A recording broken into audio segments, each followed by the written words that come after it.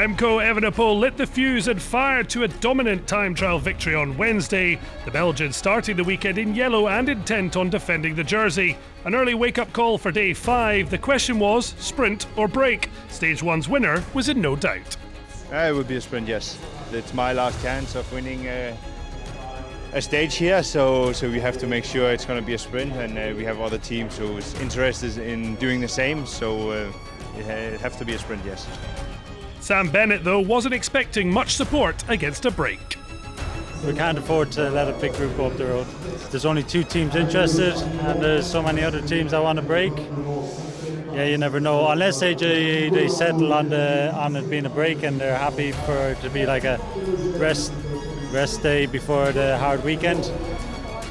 Not a race to impact the GC. Magnus Cornelissen and Fred Wright sharing their view on the day ahead. I think it's quite open. It is possible for the sprinters to control, but we don't have many big sprinters. So for us, we'll go out and look into the opportunity from the breakaway, and we hope there's more teams that want to do the same. I think it's more the sort of 20Ks before it. Looks more corners than we've had in the other stages. A little bit more technical, bit of tailwind. So it's kind of being in the front quite early, over the top of that sort of last climb, and then the rest we can work out. The day's 167-kilometre route between Amplepuis and Saint-Priest will be ideal for attacks. A hilly profile, it all depends on the breakaway. If the peloton arrives at the line first, Pedersen-Bennett Part 2 may be on show, but can their teams control for an entire day, or will the escapades make it a day to remember?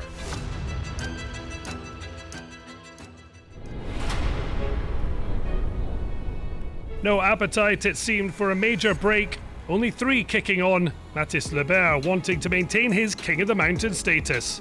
The Arkea man followed by Tobias Bayer of Alpecin and Cornelisen's Uno X teammate Adne Holter.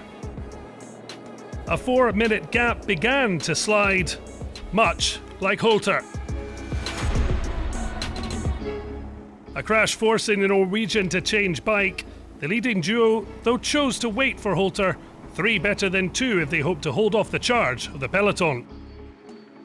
No shock that it was Lidl-Trek and Decathlon up front to keep them at arm's length. The distance at 2 minutes as the trio reached the foot of the penultimate climb of the day, the Category 3 ascent up the Côte de Givors. At the summit, Lebert picking up 2 King of the Mountain points to make it 8 for the day so far. Relatively easy in defending the polka dot jersey. The final 50k, 1 minute 25 the distance, and soon enough 2 became 1. Holter dropped on the descent, either confidence shot after the earlier crash or feeling the pain, maybe both. Not the only struggler, Lebert forced to unclip to keep his balance, the conditions making a previously calm day into a hellish one. And a big crash. A number of riders hitting the deck, including Nielsen Paulus. 7th in the GC, the American returned to the front of the peloton. At the head of the race, Lebert nabbed the sole point over the Côte de Bel-Air with no challenge from Bayer. Holter back in the pack just before the race was neutralised on the descent, one rider losing traction, enough to send bikes flying. Oh, massive crash on the left-hand side.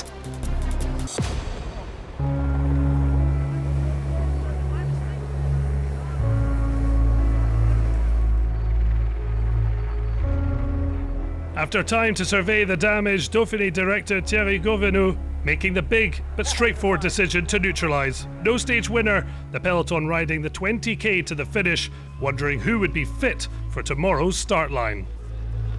Overall it's okay. Crashed on the right side, so crashed on my head as well, as you can see. The helmet saved me today.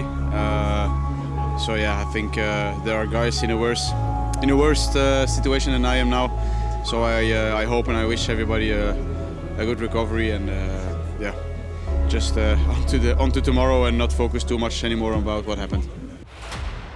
No stage winner, therefore no movement in the general classification. Remco therefore retaining leadership and the yellow jersey, if not in the manner he'd have wanted. The green jersey remains on the shoulders of Primoz Roglic. 9 points collected means Lebas continues to be the best climber at this Dauphiné ahead of a busy weekend. And Remco will once again loan his white jersey to Matteo Jorgensen. Tomorrow sees the start of hostilities. Stage 6 will pit the field against the Col de Granier before 11k and 8% over the Col d'Alvar. A brutal challenge after a torturous day.